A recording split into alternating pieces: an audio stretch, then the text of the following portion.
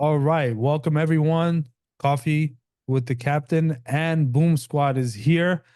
I'm Yasser Hatab, your host from the Northeast. And we're going to talk about the North and the South now, right?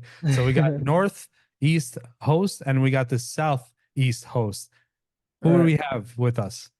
Hey guys, Mamadou Diallo, live in Atlanta, as you guys know. So today we're going to have a very, very special topic that you guys are gonna enjoy. So excited Love about it. it. Love it. Love it. Yeah. So last week we talked about Mamadou, we've been busy, bro. Yeah, We got a 100%. lot going on, right? So last week we talked about the finding where to, obviously we talked about where to find these people and Right, going through foreclosure right, and essentially getting in front of the door, literally and figuratively, right? right, Knocking on the door, we talked about it. Andrew touched on door knocking along with myself, and then Stephen brought in the whole cold calling aspect of things. right, And essentially, we talked about leading with value, right? right, We right. don't knock on doors and say we buy houses.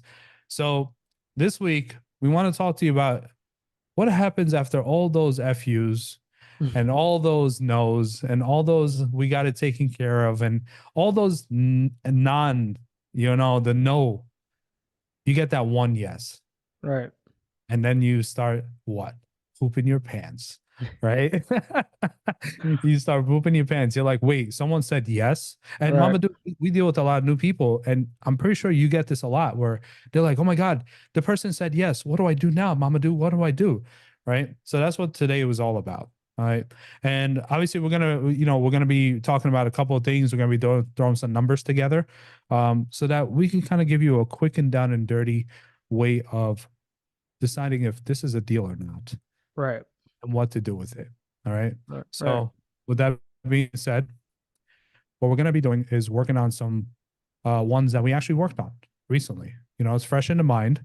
I right. think just no holds bar and let's just get down to it. All right. So, Yes, sir. do you want to start first, brother, or do you want me to start No, first? I'll let you start since you're gonna be showing them the whiteboard, guys. So I'm gonna buy a fancy, Oh, what do you have? The iPad Pro, iPad, bro. the Pro iPad. iPad. I'm gonna buy one because people are visual people. So we want to show you guys with live deals that we actually just closed on or about to close, so that also you guys know we're not just some guru sitting here online talking. Our HUD is always gonna be a week old. Trust me.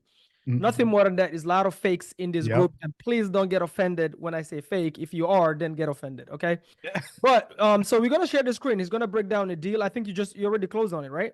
No, we're getting we got this one on the contract actually. Oh, So fantastic. Okay. yeah, we're So gonna be yeah, so typically that's the panic mode when seller says yes because you're not expecting it, and now you don't know where to take it. Now, one thing I'm gonna tell you guys right out the gate, what you're gonna see Yasser doing, Mr. Captain here, is almost like we call this napkin underwriting. Any deal, guys, any deal that you cannot underwrite, take a blank piece of paper. If you need an Excel sheet to underwrite the numbers, is not a deal. What I mean, I said need, not want. Is a difference between, oh, I just like using spreadsheets. That's not what I mean. What I mean is the deal, in order to see if it's a deal, you have to be able to take a little napkin and write the numbers down on it and see, oh yeah, this deal makes sense. Then move on it. If it's too complicated, if you have to force the numbers, if you have to come up with all this like crazy, maybe, potential, blah, blah, blah. One thing yesterday I was learning from Warren Buffett, he said he never buys a deal based on what it could be in 12 months. yes. Amen Never. to that, brother. Amen to Exactly. So it's the same thing in real estate. You buying the deal for what it is now. What can I do with it now with data? So does the numbers justify my purchase price that I'm buying it at right now? And can I do something with it now based on what it is now, not based on what it could be in 12 months or whatever the case may be? Because now you're gambling, right? We're not in Vegas, we're in real estate. So this one, I'm going to enjoy this one. We're going to show you guys what the entry fee look like and all of that. So let's love go, it. Mr. Love it. I love it. So, before we get into the entry fees, there's two things. There's actually five things that you really want to take a look at. All right. If you want to write this down, all right, my team writes it down as COSPT right? We're very big on acronyms. Any airline pilots, any people in I know, uniform, right? we love our acronyms. If you're a military person, you know Same. exactly what I'm talking about. Acronym to death, right? So COSPT, condition, occupancy, all right? S is situation or motivation, right? P is price, T is timeline, all right? COSPT. And those are the 5 pillars that qualify our lead to determine if it is a hot lead or even a warm lead, all right? And our job as people working foreclosures or even acquisitions is to determine if it makes sense, right? Mamadou, you want to go buy a car, Right. okay? You want to buy a car. Is it because you need it or you want it? 80% of the time is because I want Okay. it. And so that want, if you fit it into the COSPT, is the motivation part, right? The Right. situation. So people do things. We're humans, guys. So we do things because we are motivated to do Right. them. All right. Right. So if a seller doesn't have motivation to do anything, Right. then I don't care if it's the best numbers on the planet. There's no motivation, no deal. No Right. deal. 100%. Two, timeline.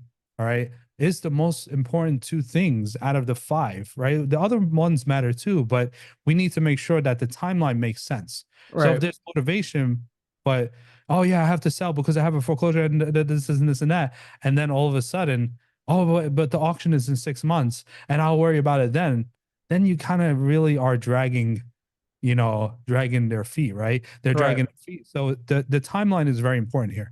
And Right. typically what I teach my team and my students is timeline should be less than 3 months.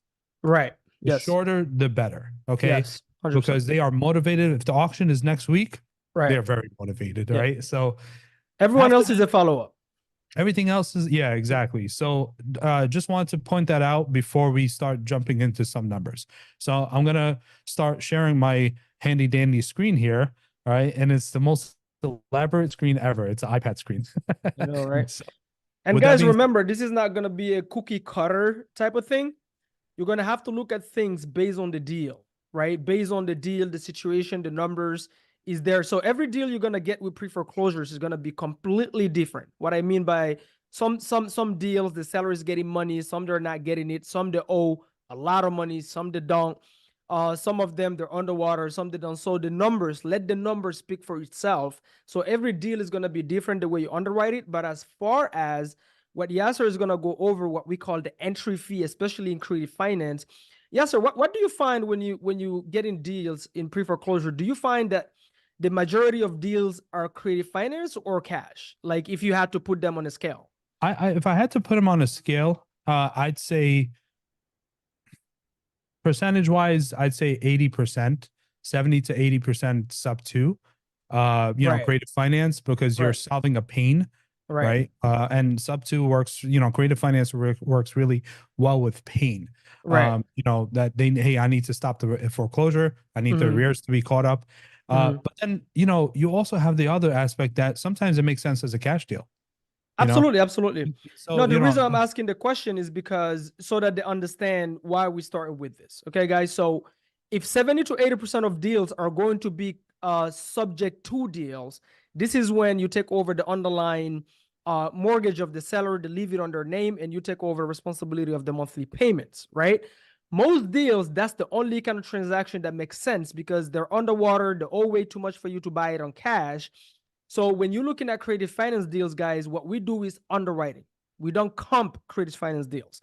When it right, comes to cash, if the deal makes sense, like right now, the fix and flip we're currently doing was a pre-foreclosure. Guess what we're doing?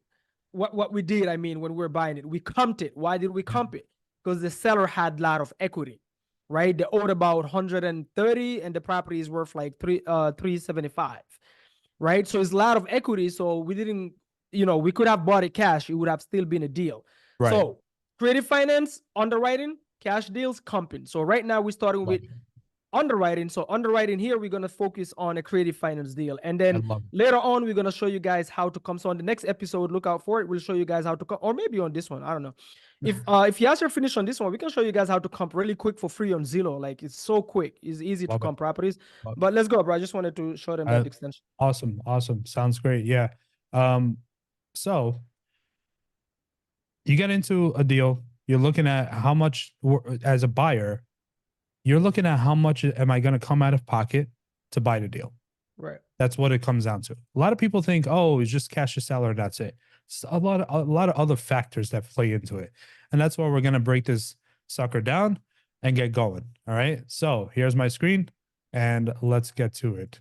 So typically there's a couple of things that factor into how much money you need to come out of pocket. All right. The first one that we're going to talk about is you're actually, we call it the due diligence. All right. So due diligence is your inspection. You have to pay someone to go walk the property, an engineer to come, let's say the property has issues and you want to bring in an engineer.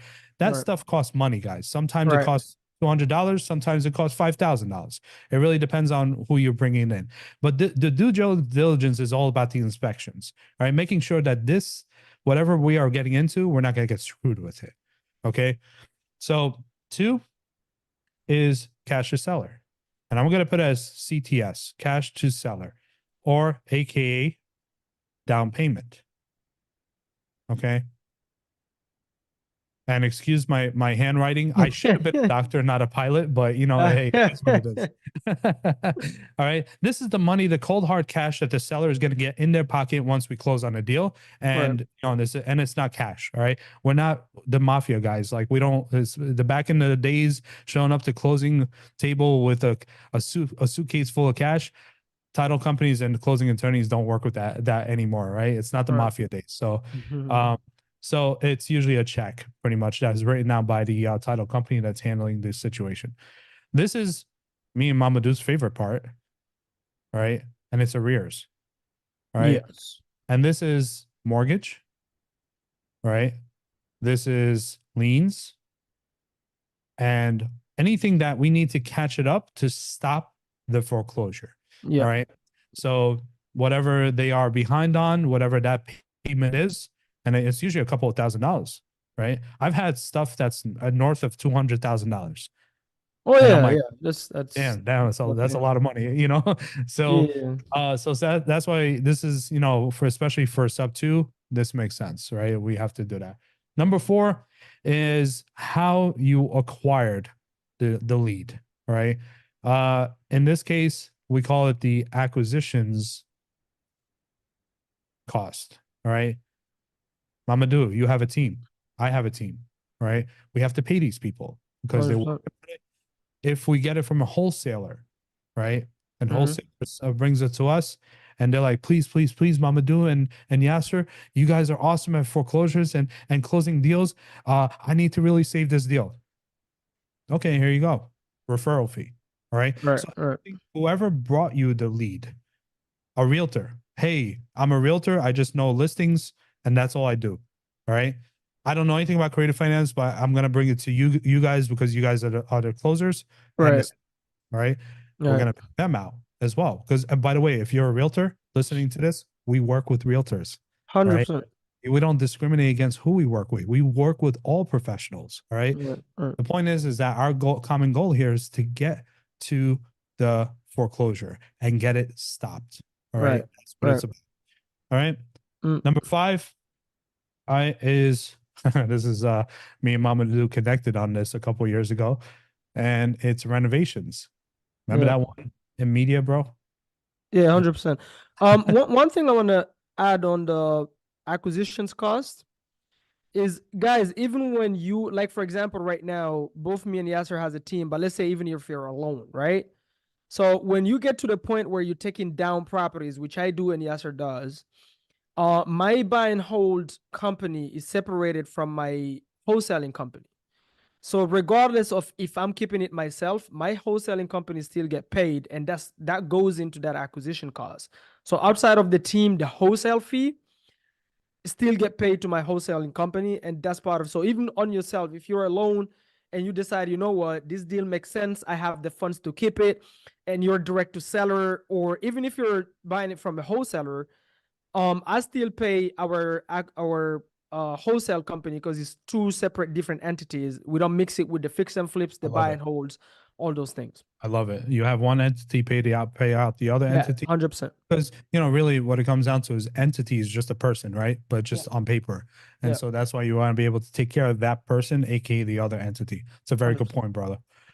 So renovations, this is a no brainer, right? Yeah, If you need to bring the property up to rent ready, which typically in sub two we do a lot of those, but we also do them as fix and flips as well. right, Um, so when you're renovating, you want to make sure that you renovate based on your exit strategy. right. Mamadou, would you put high end material in a rental? Hell no. I Hell can't tell no. you how many times over 22 years I've seen this, bro. And I'm like, what are you Yeah. doing? Like, what are you Because they're doing? emotionally involved, and Right. they don't remember that they're not the one who's gonna live in the property. Fix and Exactly. flips newbies do the same thing. Yeah. They over renovate. Don't over renovate. All right. Yeah. It might look good in your house, but if the comps don't support it, and I think we should do a whole session on comping, No, honestly. absolutely, 100%. And because I get this a That's lot a from whole people. different Animal. it's a whole different episode by itself. Right. And guys, don't believe the seller when they say it's just carpet and paint. Oh yeah, yeah. Oh They yeah. don't. It's up to date. Yeah. Usually if it's carpet and paint, it's everything else, including HVAC, plumbing, the whole nine yards. Yeah. Yeah. Wait, if you are taking this, qualifying this deal, all right, to put it as Airbnb, okay, or midterm rental, we include the furnishings in the renovation, right, budget. So if I know that it's going to cost me $15,000 to renovate, I'm sorry, to furnish, okay, for Airbnb, I'm going to Right. include that into the renovation budget, and Right. that'll be one big thing. So that, I get a good idea. Now, key here is this is an estimate. Okay. A lot of people stick to these numbers and they're like, oh my God, I have to. No, you're going to still use your due diligence period when you have it on the contract. All Right. right. To see, oh, wow, we discovered some other things that may cost more money. We're You either going to, walked in, there's no roof. hey, where's the roof, guys? I've done that That before. happened to me. Yeah, that happened to me Yeah. with seller. I opened up a door one time on a 3-story in Philly, Uh, and we were considering it was a shell, right? But I didn't think of like shell as in like, wow, this thing really is a shell. I walked in, all right, opened up the door. I saw the basement from where I was standing, all right. And then I look up and I see the ceiling 3 stories up, oh the roof. boy, that And I'm happened to like, me in Baltimore. Baltimore wow. and Philly is so similar as Oh far as yeah. like markets is concerned. Yeah. Yeah, Yeah, absolutely. they're very similar, man. Yeah, it's crazy. All the row Yeah. homes, It, you it can know. it can get it can get rough. I It can love it. I love it. So number 6, we're looking at if these are the holding costs, right, right? So and holding costs are several things. And when you think of holding, all it is just if I'm going to renovate the property for 6 months, how much is it going to cost me per month to maintain the property? All right, and also to pay my lenders every right. single month. If I was paying them every single, let's say if I buy it with a hard money I'm loan, on it. right? Forget Mm, about subject to. right, There's fees I have to pay every single month. If right, there's landscaping, there's utilities, there's taxes, all that stuff is included in the holding costs. Essentially, if I was living there, this is how much it would cost me to maintain this property for the next 6 months. All right, right. So that's what holding costs are all about. So all those fees in there, all those monthly subscriptions, all those monthly if I have to bring in a landscaper, to cut the grass every single month, then I'm going to include that in there. So everything to maintain the property, right. right? Anything to add to that, brother? No, that's it. That Okay, one is very great. straightforward. So 7, all right, is the marketing cost. All right. If we are doing it as a fix and flip, guess what's going to happen? To make money, you need to spend money. All right. So you need to get 100%. this out there. So whatever it costs to market the property, and by the way, that includes realtor commissions as well. All right. So if a realtor is going to come in and charge you 4, 5, 6% to list the property, if you're not a realtor yourself, I recommend doing it. All right. Just saying, nothing better than saving on your own commission when on your fix and flips and stuff. So, Right, but if let's say you're hiring an awesome realtor like my partner, all right, she's probably going to come in 4, 5, or 6%, depending on what you guys negotiate. and they're gonna, so it's gonna cost you money to list. So realtor fees coming out of this. If you're doing a flat fee listing, it's gonna be included in here as well because there are a lot of Right. services out there, Right. right? So whatever it costs to essentially market the property for sale, and then obviously the one that a lot of people love to avoid, but they can't, and they always forget about this, is closing costs, right? Both on the buyer side and on the seller side. Okay, if you're buying and holding, you're paying for the buying side. Sometimes the seller wants you to pay for their end as well. So sometimes you're paying for both sides on the buy Right. side, Right. right? But there's two sets of closing costs if you are doing a fix and flip. One closing cost to buy the property, another closing cost to sell the property. So you want to include all that. And a lot of people forget that. They think it's one closing cost. You Yeah. only get one closing cost if and only if you do a buy and hold. Yep. Right. And by the way, guys, if you're really good, like this bullet points right here, especially number 8. If you can actually, let me see, number 4, 5, and 8. When you're talking to sellers and you're negotiating and you're about to make an offer, and let's say the house is worth $300,000, but it needs work, right? You make them the offer and they feel insulted. Unless you can take these bullet points right here and learn how to explain it and break down to the seller, hey, once I get your property right now, I know Zillow says it's worth $300,000, but unless I go spend this and do this, like you got to break it down almost like you're talking to like a 5-year-old child. Okay. Yeah. Because remember, most homeowners, they will only sell one house in their lifetime. So instead of going, hey, I'm offering you 150, you have to justify your offer. Otherwise it sounds insulting. So you have to literally have them walk in your shoes as a flipper. Even if you're going to wholesale it, you need to know what expenses a fix and flipper incur. And then once you know it, now you can explain it to the seller so that you put in their mind, in that fix and flipper's mind, so that, oh, okay, so when you list the house, because even for them, they don't understand. They think, oh, if I sell my house 300, they don't understand what commissions are, because not to hate on real estate agents or bash on them, but most real estate agents don't give the sellers what we call a seller's net sheet to show the Yes. seller exactly how much the seller. Good agents do that for Good sure. agents do. Yeah. And it's like wholesalers, guys. It's not agents or wholesalers. There's bad apples everywhere. That's not the point. Okay. The point is this: you have to be able to explain all this. Like, hey, when I list it, this cost get out, this cost get out, and this is why it get out, and this is what commission means. Remember, they don't know what commission means. You need to explain all these things. Closing fees, the attorney get paid. Once all these things make sense, just does this make sense? Okay, do you see why I'm only making $30,000? Do you feel like I'm going to get rich off of $30,000? No, I'm not trying to get rich off of your property. I'm trying to create a win-win situation where you walk away with a smile on your face, but I still also have bills to pay and my daughter need milk, right? I shouldn't apologize to buy my daughter milk, right? Love that. I love that. Like, if you can explain this to a very basic level, kind of like this, guys, this obviously takes practice, but you can take these bullet points, take a picture of it, and make it a habit to practice on how to pitch this to a seller, explain this.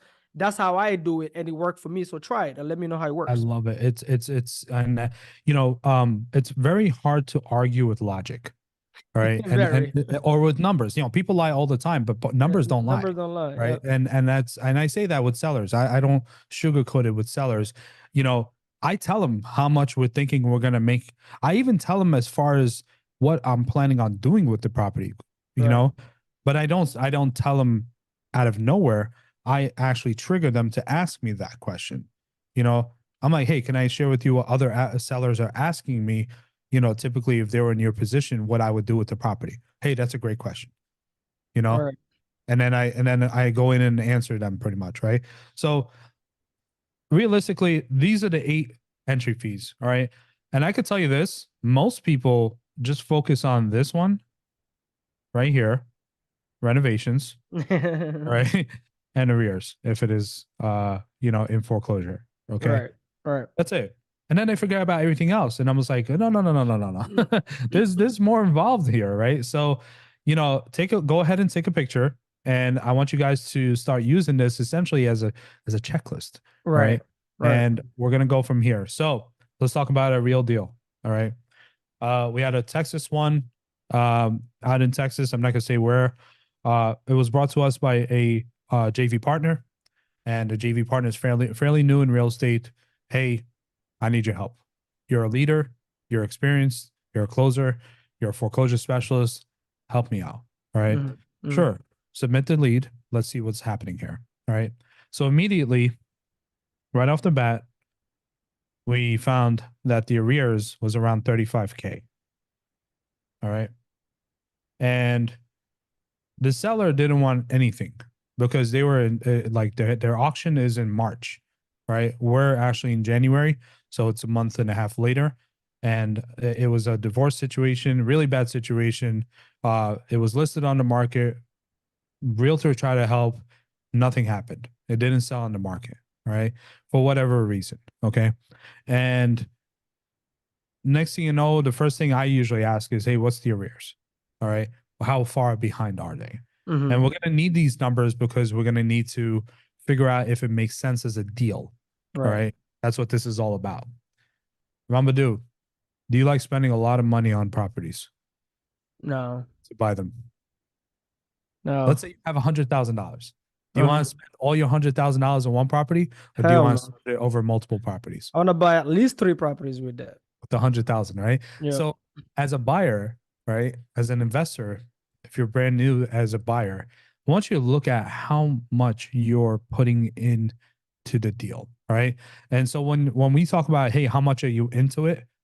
This is what we mean, right? How much are you into it, right? So, and I can't tell you how many times I get wholesalers that send us stuff like this, and it's like, oh, it's a great deal. I'm like, what's the entry fee? What's that?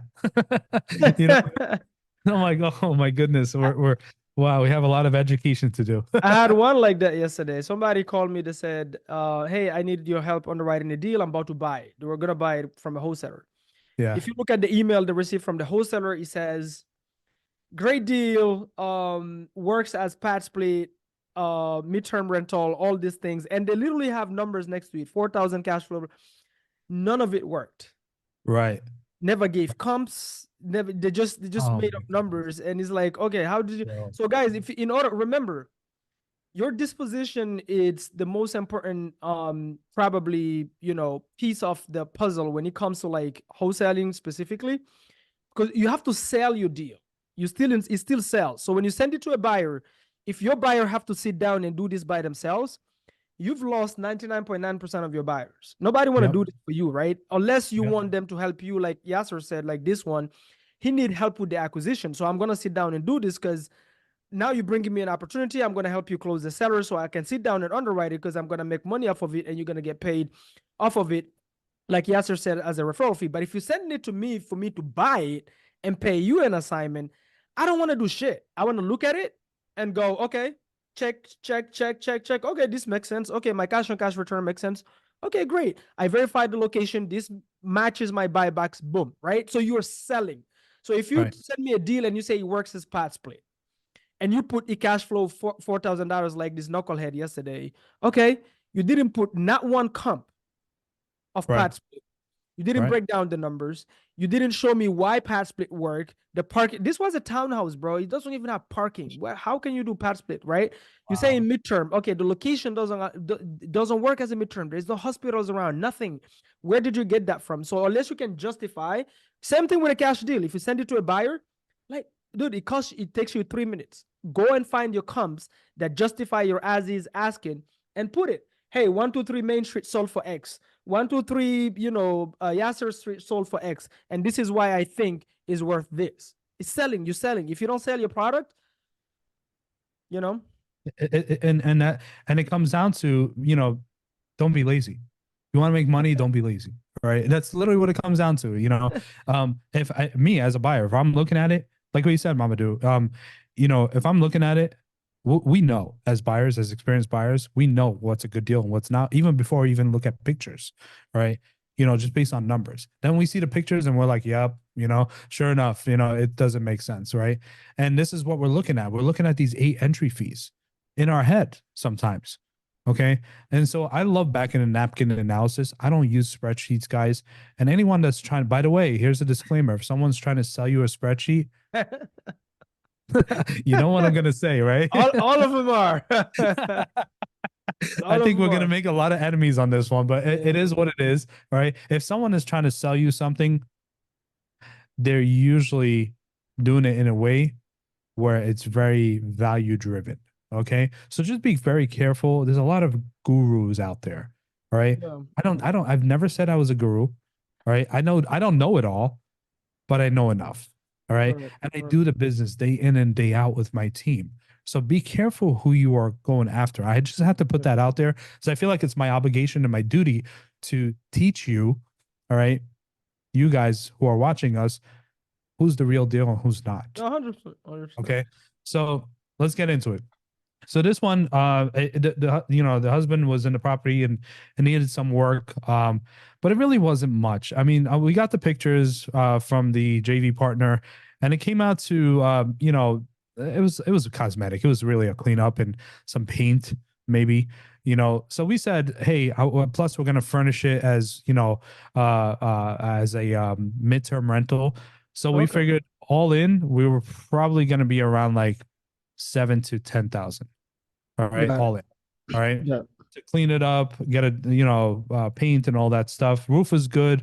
We look at HVAC, we looked at the plumbing, and we're still going through due diligence. This number may change.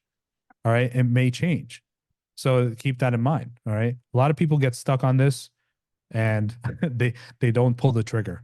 All right, because so just remember that you still got a due diligence period. That's what this is all about.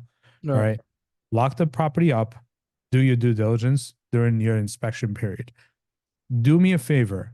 If you are a wholesaler listening to this, do not, I'm going to repeat this again, do not lock up properties with no inspection contingencies. All right. Please do yourself a favor because what happens is the inspection contingency is you're out or Do you're the community a favor, guys. Do the do your community. thank you. If you Yeah. don't Thank love you. yourself, just do it for us. Right. You Right. know. So because we want to be able to still bring in our people. If you're bringing us deals, we want to bring in our people, our boots on the ground. Mama do. No, That's actually or how. not have every seller call us a scam Right. because Exactly. you couldn't Exa- fulfill every contract you've had. You don't have any inspection exactly. period. You back out because you didn't know what you're doing. So this is why the whole industry is getting so regulated, is because of the few bad apples that Correct. just do whatever, don't care, no ethics, no morals. I don't care. I just want to make my 10K. Right. So guys, it's really important. So if you don't care about yourself enough, at least care about others that are at least trying as much as they can to help sellers. So that, because if you mess up, now if I call that seller, let's say you cancel and you didn't have a due diligence period and you cancel on that seller. When I call that seller, now guess what? I have to Oh. spend 1 hour to Yep. rebrainwash them and Yep. fix your shit. I don't even know who you are. But I gotta go there and say, no, it's not everybody. So I spend an hour on that before they can even give me air and listen to me. Okay, maybe I'll listen to you, but man, guys. Man. Okay, don't I get love. offended. I wasn't harsh today. You, Mamadou is trying to be nice to you guys, but I'm gonna tell you I'm not gonna be nice. I'm gonna play the back cop today, and tell you don't be a knucklehead. No, Listen to what we're doing, and if you don't understand, and if you're confused about something, don't make a decision based on misinformation or lack of information. That's even worse. all All right, right. Reach out to people like me, Mamadou, so that we can help you. We will be more. I love educating, and so does 100%, Mamadou. All right. 100%. I've seen him at events. I've seen him at seminars and webinars. He does a phenomenal Yeah, I job love teaching. breaking this stuff down. And you got to love what you do and do what you love, right? Yeah, Come to us. We will be more than happy to work with you. All right. I work with everybody, guys. So does Mama do. All right, let's get into it again.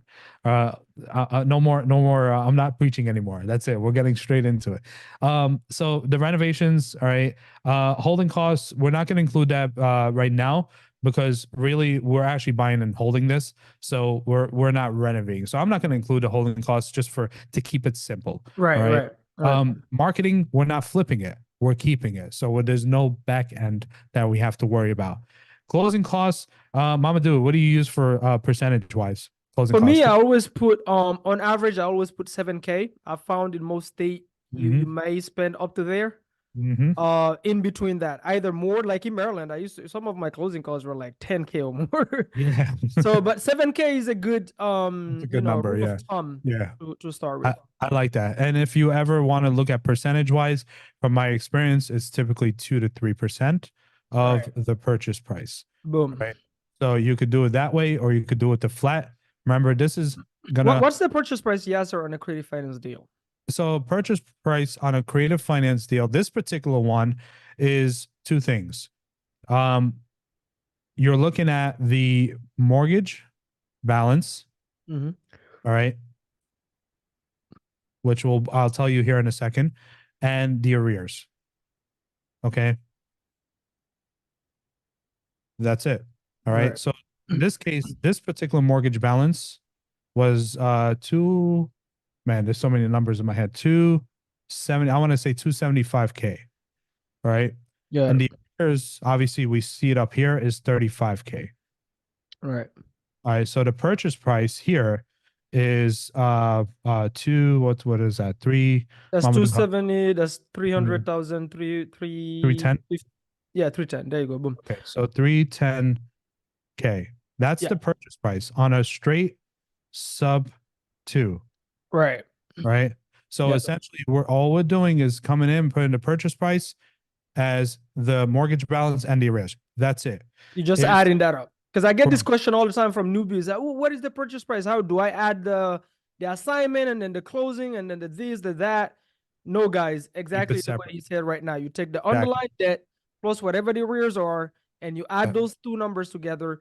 That will be the purchase price when you go to closing on the HUD. If you look at the HUD and where the line that says purchase price, that will be this number. So you just Correct. add it up. That's the purchase price. Correct. And I think one of the things that we could talk about in another session, and let us know in the chat, guys.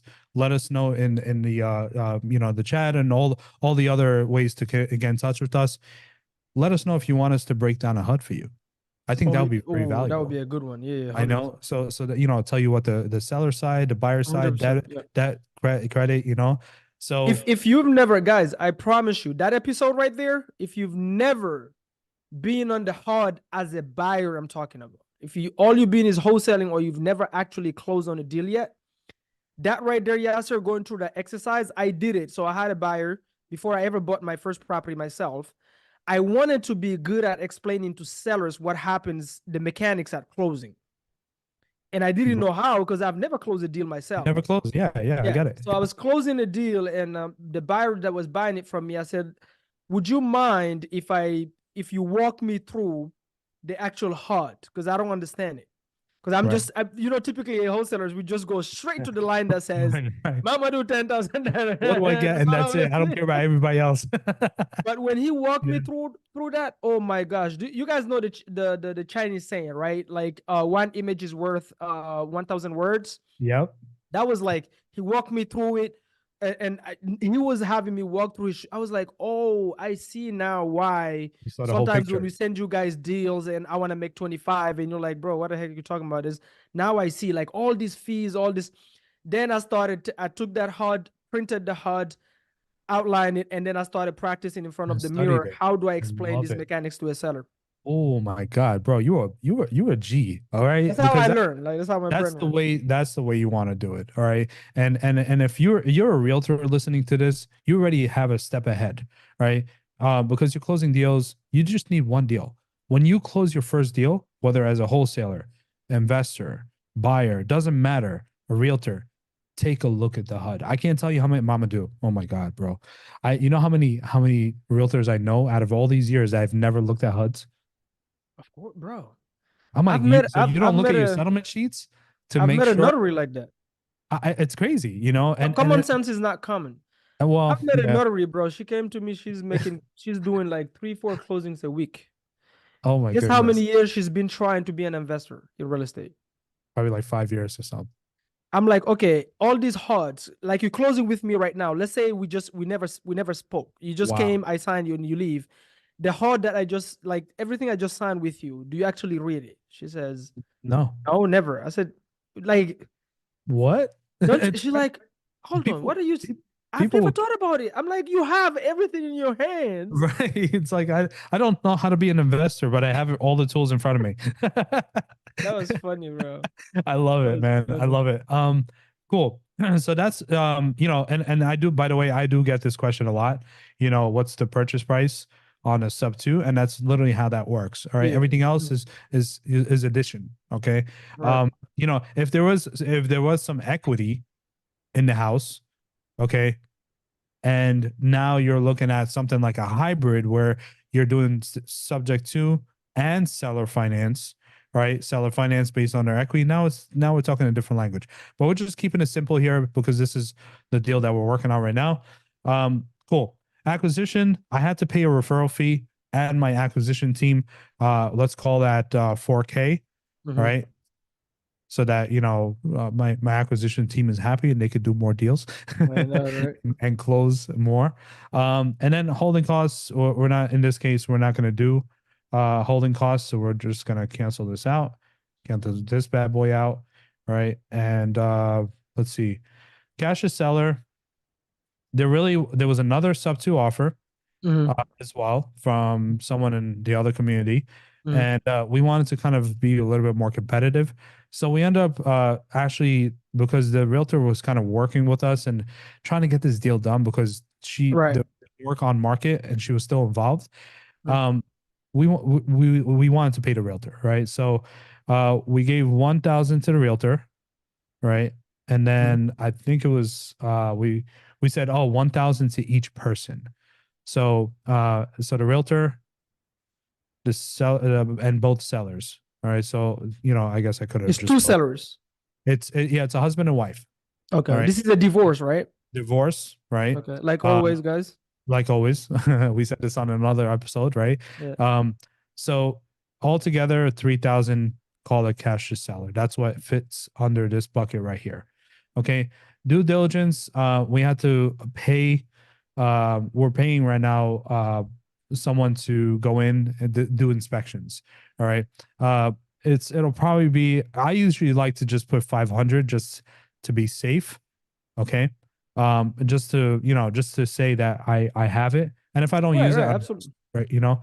So sometimes this number goes up to like freaking 5,000. And it's like, wow, that's with like, foundational issues, stuff like Yeah. that, where I want to make sure that we raised the house before, bro. You ever Right. seen Right. a house raised with, it was like, it's like you're changing a tire. I know. It's Was it crazy, a bro. was it a mobile home or something? Yeah, yeah, it was a mobile home, and we had to jack it up and do all Yeah, I that, and know. I it was know. pretty cool actually watching the whole So thing. before you move on to this one, Yasser. So let's say hypothetically, I'm sitting there either whether I'm a wholesaler or maybe I'm a licensed agent. Right, And I go, bro, how you taking advantage of this seller and agent giving them 1,000? right. How would you justify giving 1,000 to an agent? Somebody sitting there saying that's not fair. They should have gotten what is the commission typically? 5%, 6%. Yeah, Yeah, yeah. My thing is, I'm an agent as well. All right. Sometimes listings make sense, sometimes they do not. right, But at the end of the day, I want to be able to still take care of agents, all right, for their efforts.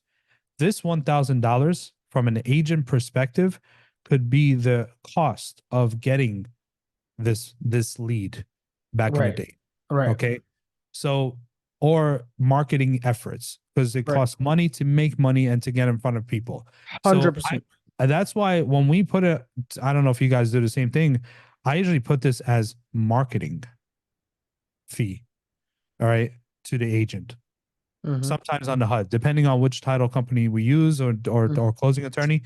And that's, that So goes to the if you put that, what is that does? They don't have to pay the broker from it? so yeah, sometimes we pay the broker, sometimes we pay the agent, Right, right? So depending on what the title company wants or they don't want, we yeah, work with it that way. So every yeah, case is different, right?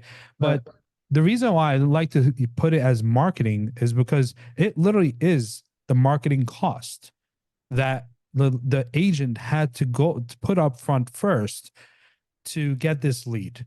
Okay, whether it's Facebook ads, Instagram, whatever it costs. Okay, so essentially they're recouping their money and also making some money on top of it. All right. Mhm. They're recouping their marketing money. And I like to explain it to agents like that. But I've had agents that want $5,000. I've had Right. 10,000, you know? Right. And I'm like, hey, listen, let's be real. We tried to market, it didn't work. Okay. We're here, we're buyers. Here's our proof of funds. Boom, we're ready to do this. And we want you to do, and I plan seats with agents all the time. I'm like, by the way, this is one deal. I Right. want a relationship with you. I want you to bring me stuff like this all the time so you can get more money paid on every single one. All Right. right. So now I'm going to put money, and I always lead with value. I'm going to put money in your pocket every single deal.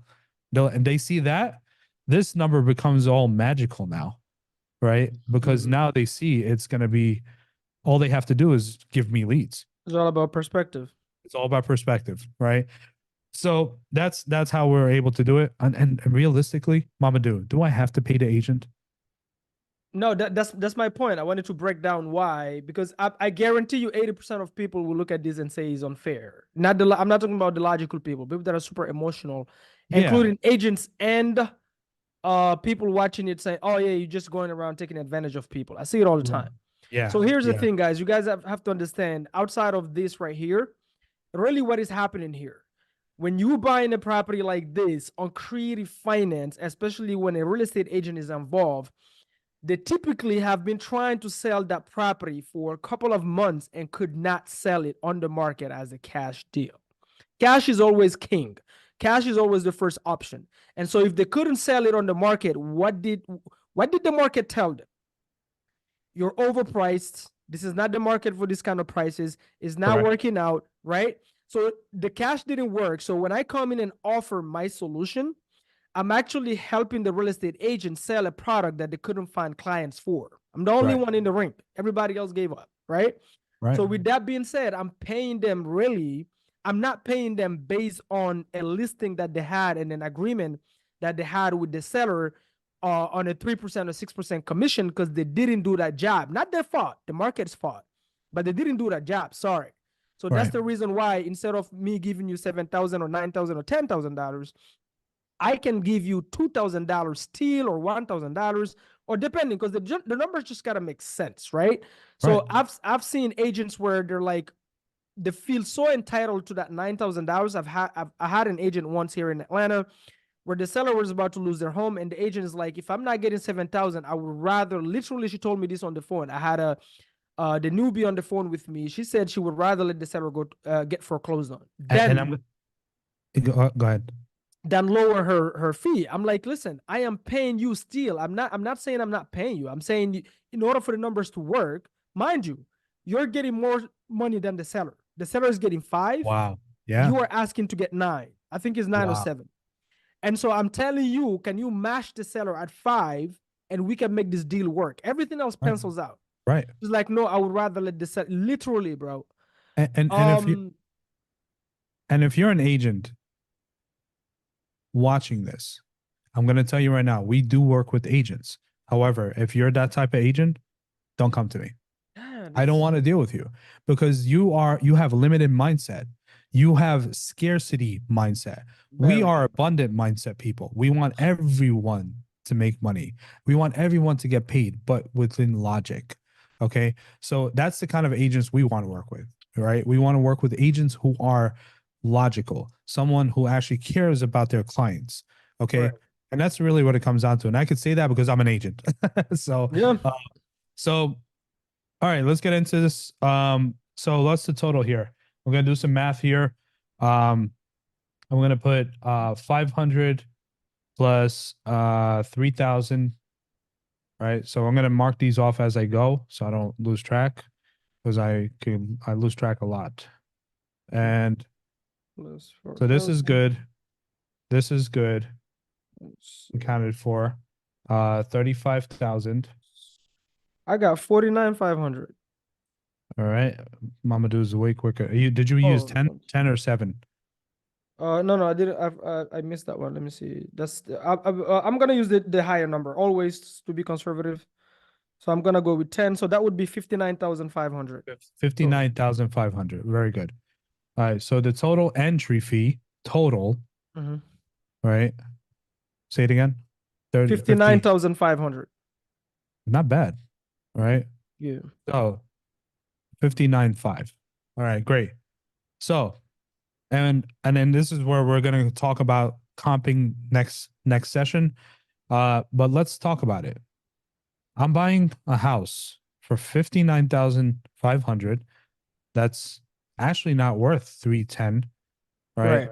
By buying the property subject to the existing mortgage, stopping the foreclosure by paying the arrears and closing on the property, and we become the new owner. All right.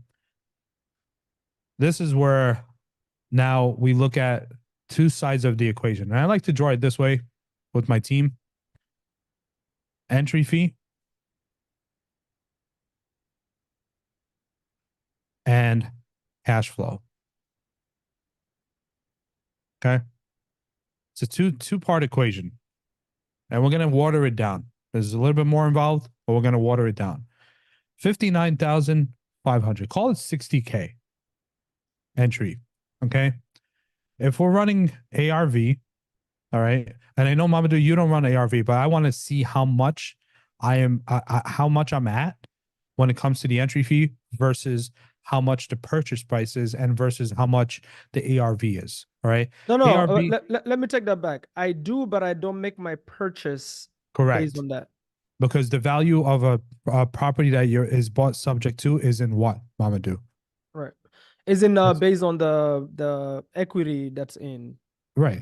And the cash flow, right? So Yeah. we're looking at It's cash based on flow, the cash flow. Yeah. right? So ARV, all right, and then purchase price. This one, the purchase price, as we said, is 310, right? Which is this bad boy right here.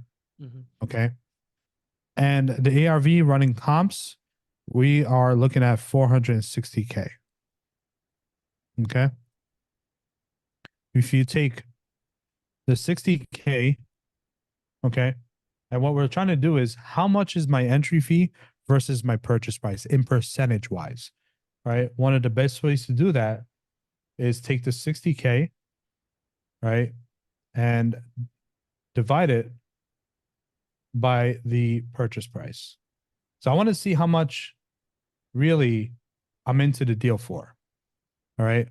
And at 310,000 purchase price, I'm looking at roughly around 19%. Okay. It's a little bit steeper than what I like. Right. 19% is the entry fee. So essentially it's almost a 20% down, right? Right. Right. I like to do is get into deals that are typically 15% or lower. All Right. right. However, this is not the only factor. Okay. So am I already kind of going against what I like to do? Yes. But this is the part that I love. All right. What I'm looking at now. So when let's say if I'm wholesaling this, by the way, I'm adding my, You may want to tell them, how did you came up to the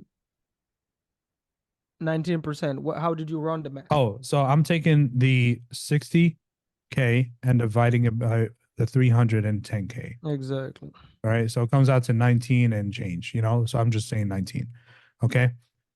Typically, if this was any other deal, I'd be like, okay, this is kind of steep. It's Right. going to be cash heavy to get into it. It's a All right. regular rental for sure. Oh, yeah. So, and I'm glad that you caught on to it. So let's talk about that. LTR, which is long-term rental. Mm. We checked the comps, we checked the area, and we saw that regular rent, it's still with cash flow, believe it or not, bro. All right. Regular rents were coming in around 3,800 a month. That's not bad. That's for pity. Right. Thank you. And I pity the fool that doesn't ask, what the pity is, right? So let's talk about that. Pity, right? Which is principal, interest. Go ahead, talk to me, bro.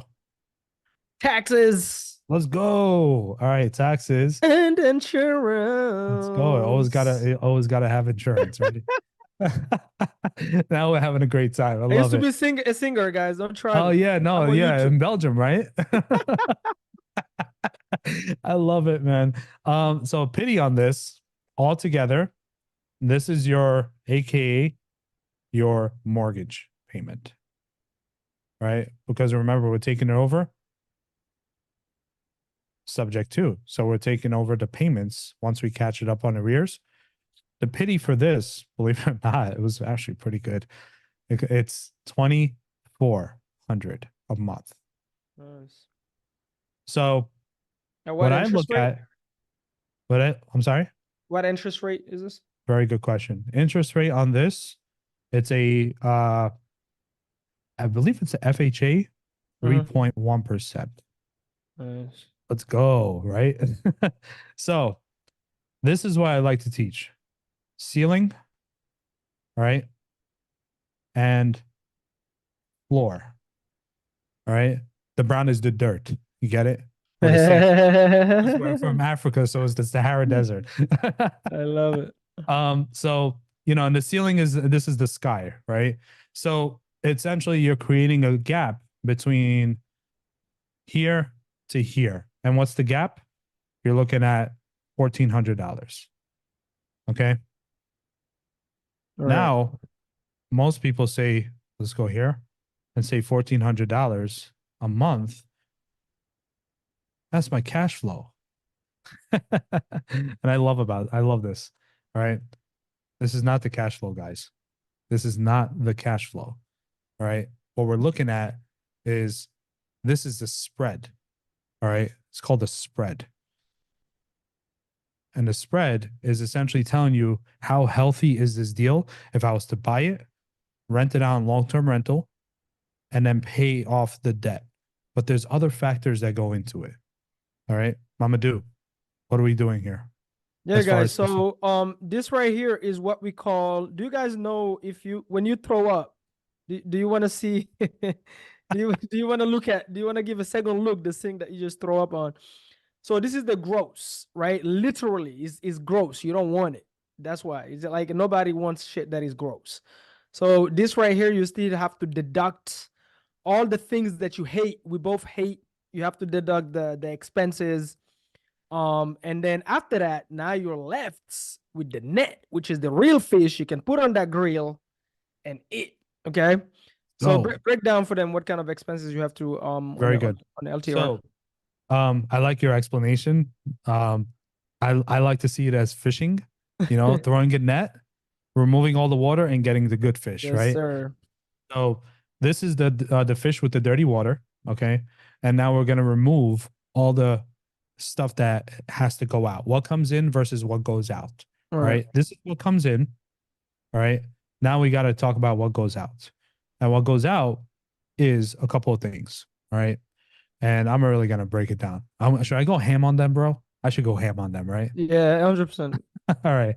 So you have repairs that have to happen, whether they're planned, whether they're oh crap moments and the boiler burst. You need to put some money aside for that. Okay. Depending on the property, we personally, everybody's different, by the way. I have to point this out. Right. Everybody is different. Some Right. people have a higher risk tolerance, some people have a Right. lower risk tolerance. Right. I typically go in the middle. Okay. Right.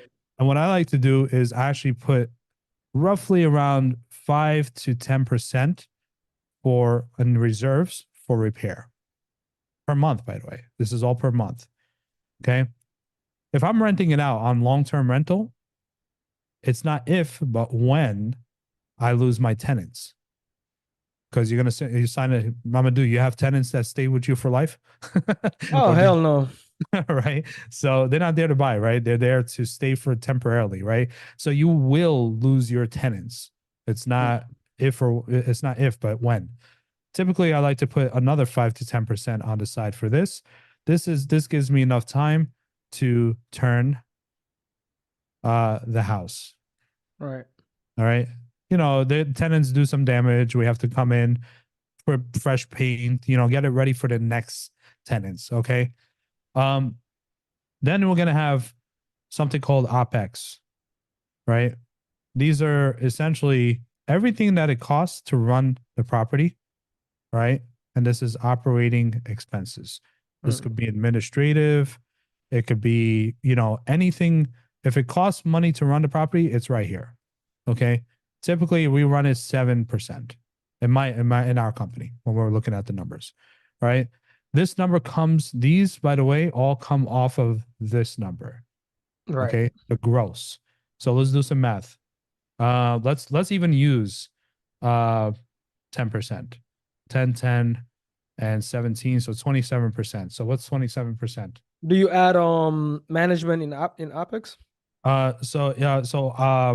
Management, yeah, I kind of separate it in a sense where I want to see first what it looks like without management fee, then I want to look at it with management fee. So that's why I kind of separate it that way. Yeah. And that came from experience just doing it that way.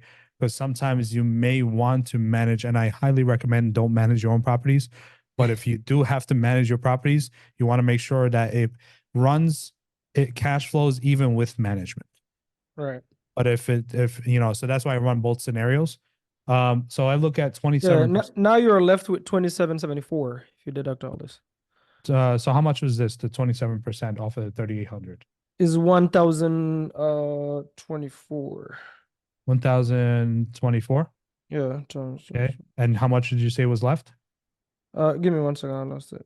3,800 times 27%. Yeah, 1,026. Sorry. So 1,026 minus 3,800.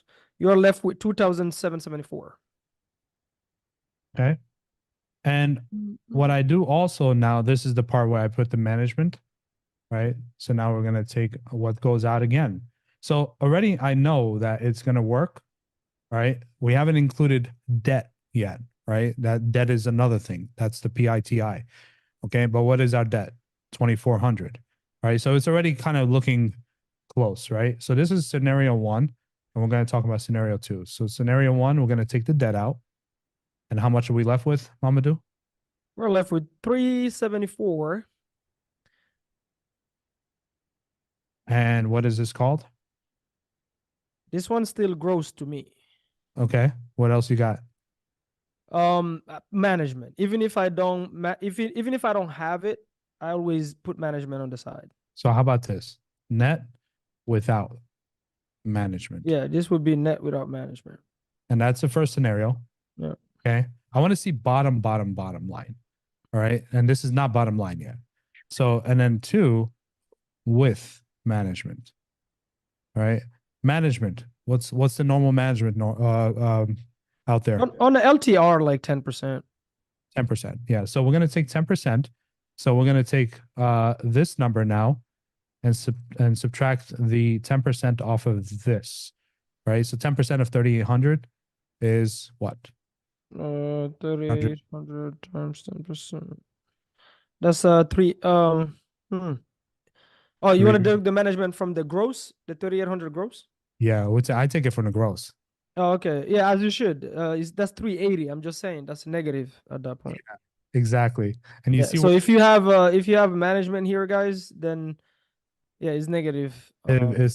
So you have, and this is why I want to make. By the way, I would consider this a negative cash flow I wouldn't do this property as a regular rental, but it's a safe property to buy if it works for a higher cash flow exit, because your worst case is always to pivot back to regular rental, which will always work.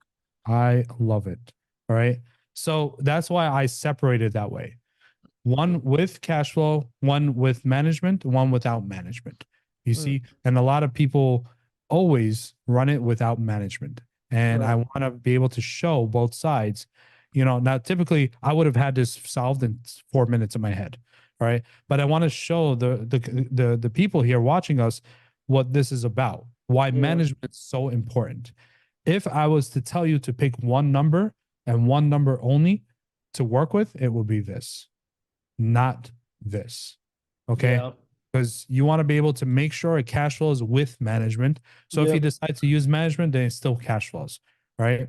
Guys, listen. If you're marketing to properties, there is a reason when you go on PropStream, whatever apps you use to pull your lists, there's a reason we have a list called the tired landlord. Yep. Telling you right now, if you try to run your own properties because you're trying to be, what is it? Penny smart, dollar stupid. That's what Yeah, it's, that's the I saying, right? like that. That's a good one. I tried that one. Trust me, Yeah. it's gonna come and bite you in your butt. If you're Yep. looking to build a portfolio from the beginning, have discipline. Don't try to turn yourself in both a real estate marketer, investor, wholesaler, and also a property management. That's the reason you have a list called tired landlords. They Love it. try to do the same thing and they hated their goddamn life. I I went love through it. the same mistake on my first rental. I was like, F this, This. never again. Yeah, I'm telling you, man, it's when you get that call at 3 o'clock in the morning. Oh, Yeah, little trust me. Timmy flushed his toy alligator in Oh the boy, toilet, and now it's backed up, and there's crap all over the floor. you And don't want oh, it. by the way, it's seeping on to the first floor, to the tenants for on the first floor. Have fun with that, right? So that's why I always say, but this is, I'm doing it obviously to show you guys to really hone in on The this options, yep. is the most important thing, right? With management. So most people would stop here, but because me and Mamadou are awesome and we look at things creatively, we look at several other options, which includes what, Mamadou? MTR. For me right now, I'm obsessed with midterm rentals. I've moved away a little bit from the Airbnb just because of the Yep. market. Yep. So midterm, if you guys don't know what midterms are, this is just a term used broadly, guys. It could be traveling nurses, it could be families that the insurance is looking for a place for them. Those are my favorites because it's always a long lease and they pay better than Airbnb. Like my last one was one of my last ones that the tenant just got out, 7 months was like 10,800 per month. Airbnb would have only paid me like maybe 8 grand.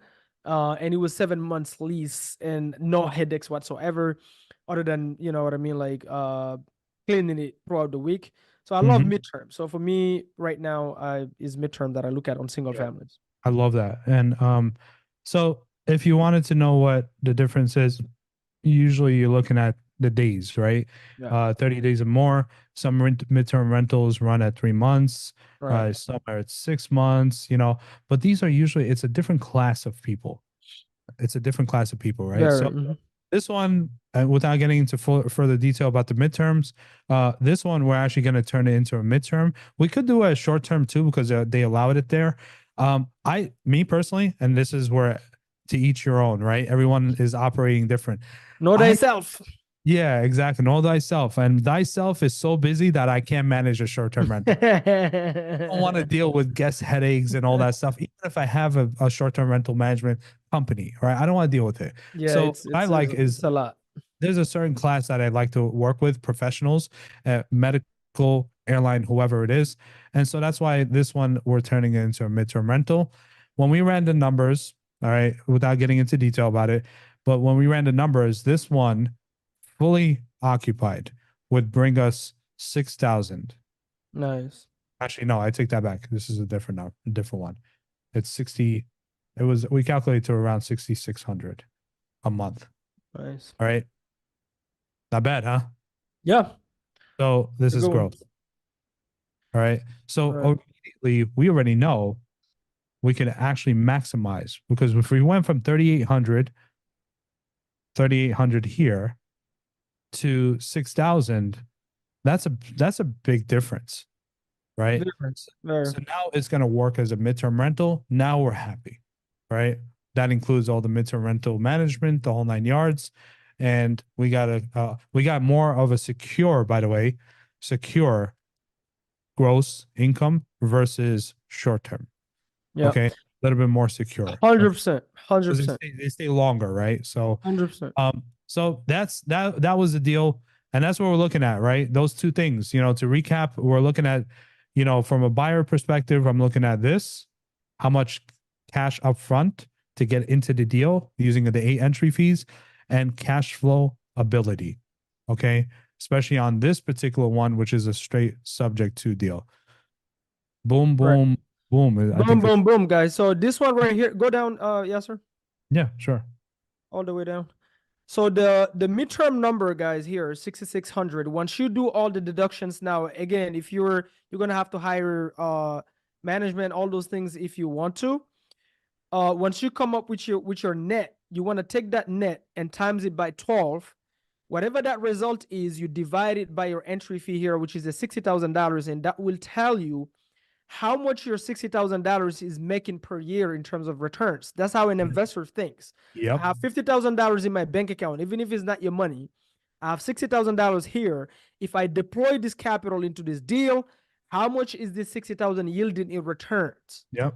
Does these returns put a smile on my face, or can I get a better return on the next deal? If I can, let's say you have 4 deals. That's how you look at it. Where is my 60,000 is going to bring me the highest and best return? Wherever that that is, you want to deploy that capital there, right? Now, every single deal has numbers that can make it work. So let's say hypothetically, you run the cash on cash return on this one and you go, my $60,000 was bringing me more on my stocks or the next property or whatever. You can always go back to the seller and renegotiate, or you can always find a way to bring this 60,000 down, and then now is a deal, right? So every deal have a number, every property, yes, every deal have a number that could make it a deal to where it makes sense. You just need to look at, okay, what can I get rid of? Where can I go renegotiate? Where can I do this? Now, some deals you absolutely can't unless you negotiate directly with the lender. Yep. That's short sales. We're gonna do a whole nother episode for that. Yeah. But this is how you look at it. So you're basically just trying to find out, if I put my $60,000 in this, what is the returns that is yielding per year? Does it make sense for me to deploy it? Would it be responsible for me as somebody who's managing somebody else's funds or my funds? And am I a responsible business owner if I do that? That's why the cash on cash return is such an important factor when it comes to creative finance, not the equity. Even though the equity, I've changed my mind a little bit on this. I bought into the philosophy of, oh, don't care about the equity. No, guys, do care about it. Absolutely do care about it for the long term. So if you don't care about it, you become a lazy negotiator. So every single deal where it makes sense, the seller has equity, where it makes sense for you to walk in with 20, 30% equity in the deal, even though you're buying it creative, guys, I promise you, do it. Why? Because now you're putting a safety net for all your deals and you don't have all these mines. So let's say, for example, for whatever reason, you bought a property from, the lender is Wells Fargo, and something happens and Wells Fargo want to call the note due. If all your portfolio is negative equity, you're effed. You cannot refi, you cannot sell, you can, unless you can go find private lenders that have 300,000 laying down, you are effed. So don't buy into this philosophy of, oh, don't look at the equity, don't care about it. No, guys, somebody's selling you a goddamn course. Don't buy into it. So you want to have a balance. Okay, you want to have the balance. So some deals make sense to buy with no equity, but don't have the whole portfolio. By the way, I'm talking to you guys based on my experience, and I've made the mistakes. And when the interest rate changed on this market, I've sold a lot of properties because I made that mistake. So now, every single time I can negotiate because it's not either or. Why not have both? If I can negotiate a great, fantastic deal, because I'm not a lazy negotiator, I buy it subject to, I don't have to go to hard money lenders, but I can also negotiate to get equity on the same deal. Bro, do it. It's fucking 20, 30%. No brainer. You know what I mean? Yeah. So that I hedge myself against whatever the case may be. So appreciation is going to be, I'm going to get better appreciation, right? Because most sellers are going to ask, there's no way you're keeping this loan for 30 years. At some point, you want to be able to refi, take that capital and deploy it into new deals. Let's say Wells Fargo want to call the loan due. Now you can go refi because you were smart enough to leave a little leeway for yourself to be able to get out. So those kind of things. So please don't buy into the hype, because most people that you listen to online are not doing deals anyway, guys. They're not doing deals. Okay. As for the HUD, receipts, like Grant Cardone always say, show me the receipts. Show me the money. Show me the money. Show me the money. Okay. Guys, so again, our personal experience, know thyself. You got to know yourself based on your risk tolerance.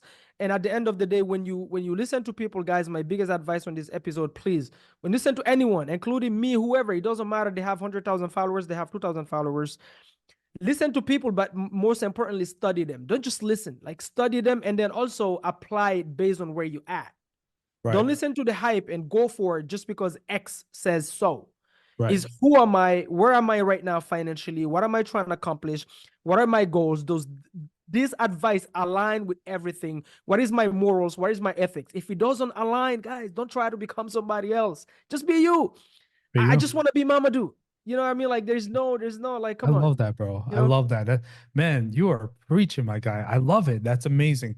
And that's so absolutely true. Nobody's built the same way. Mamadou, we're brothers, but we 100%. operate different in certain things, 100%. right? 100%. And so, your lifestyle is different than my lifestyle, just like Right. everybody else's lifestyle is different. So really, you gotta know thyself. I love that. And I'm gonna write that on the board for next week, and I'm gonna remember. Right, I'm gonna write it on my mind board here. All So right. 21,000 net You cash flow think on this one. somebody would get offended by that? No, What? I'm not, But with that being said, 21,000 net cash flow, but I'm putting in 60K. Right. Right. So what would you do? Deal or So no it's, deal? huh? You Deal or put in no 60, deal? you said 21 net? Yeah, I'm doing that all day. I'm doing this deal all all day. day, every day, and twice on Sundays. All day long. Like this less than 2 years, you get your money back. Now it's Yeah. pure cash flow. Like it's a no-brainer. I'll do this Yeah, all day. so essentially, it comes in. If you take the net cash flow divided by the 60, you're left with 35%. Yeah. Yeah. Right. And And guys, listen, we're gonna create what we're gonna do based on this episode. We're probably gonna create like Q&A, not a Q&A, a Q&A type of landing page or something where you guys can go and literally put all your questions, and then we're gonna turn those questions into episodes I specifically just love to it. answer your questions and break it down. So if there's anything here you're confused, you guys, you're like, hey guys, can you go deeper on this? Boom, put it in the comments, and we're gonna grab the comment right until we create the landing page. And then we're gonna go and create a video to answer that question and go deeper on that topic. And yeah, guys, so I love it. I love it. And guys, this is what this is all about. Serving. We're here to serve. All right. We're here to serve realtors. We're here to serve foreclosure homeowners. We're here to serve new investors, everybody. All right. This is what this is about. So this is a good deal. Hopefully there's nothing else that pulls up during the due diligence.